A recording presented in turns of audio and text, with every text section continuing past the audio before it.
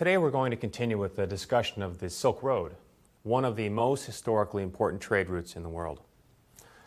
Now, as you know, the Silk Road was a major trade route between Europe and Western China for about 1,500 years. It was used from about 100 BCE until about 1400 CE. There had been some trade across Central Asia before that, but it wasn't until about 100 BCE that trade between Europe and China increased significantly. So we're going to look at how the Silk Road developed. First, I want to mention three dynasties in China that were in power at significant points in the Silk Road's history. Dynasty here means a group of rulers or a family with political control. First, the Han Dynasty.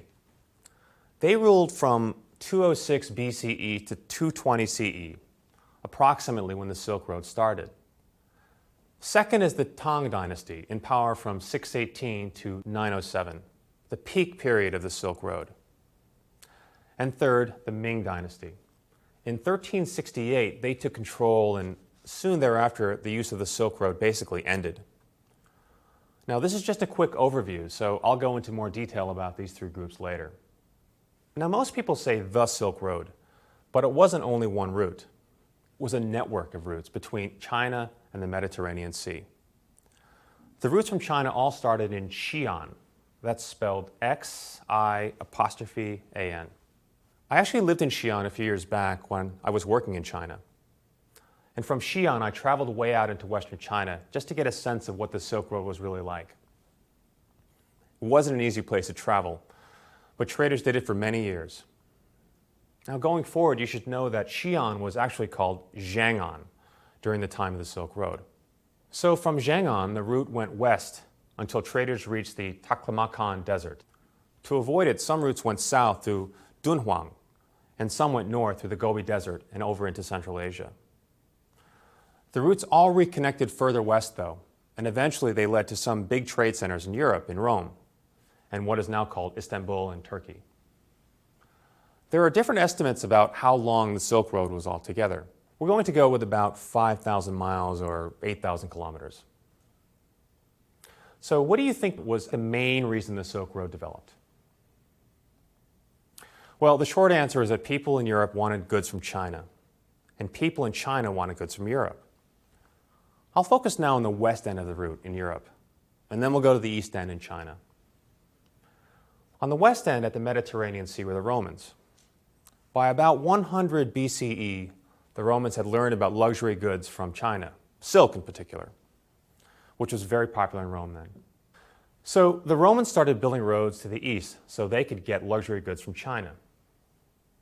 Meanwhile, from the east end in China, the Han Dynasty was in power. We have to review a little history at this point. The Han Dynasty ruled China from 206 BCE to 220 CE, as I mentioned, and Zhang'an was the capital. But because China was so big, it was very difficult to defend, especially against the Mongol invaders from the north. So in 138 BCE, Emperor Wudi, that's W-U-D-I, sent a group out to Western China to recruit fighters for the conflict with the Mongol invaders. The group's leader was captured, and when he returned a decade later, he told the emperor about a type of big, strong horse in Western China. The Han Dynasty decided to make a big push west to get these horses in order to make the Han army stronger. So you see, in about 100 BCE, the Romans and the Chinese were pushing east and west respectively, and thus the Silk Road developed. According to historical records, the Romans didn't go all the way to China, and the Chinese traders didn't go all the way to Europe. Instead, many of the traders were from Central Asia. The traders mostly went short distances in caravans and bought and sold goods along the way. Europe wanted silk, spices, and furs, and other goods from China.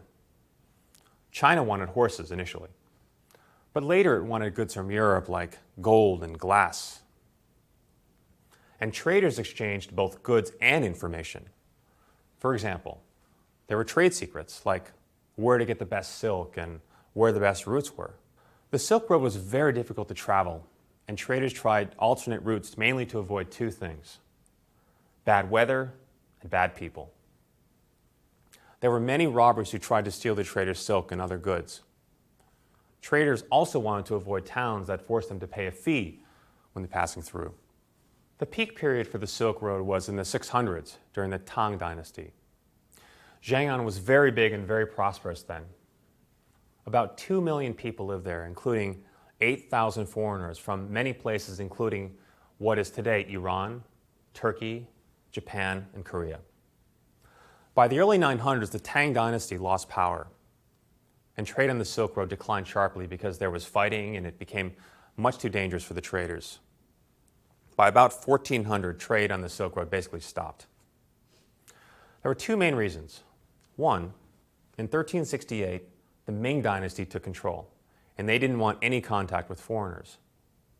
And two, European traders began to prefer ships, which were faster and safer than the Silk Road. So, to wrap up, the Silk Road developed because people in one part of the world wanted something from another part of the world. In recent years, people have talked about globalization as creating new Silk Roads. We'll take up this idea next time, okay?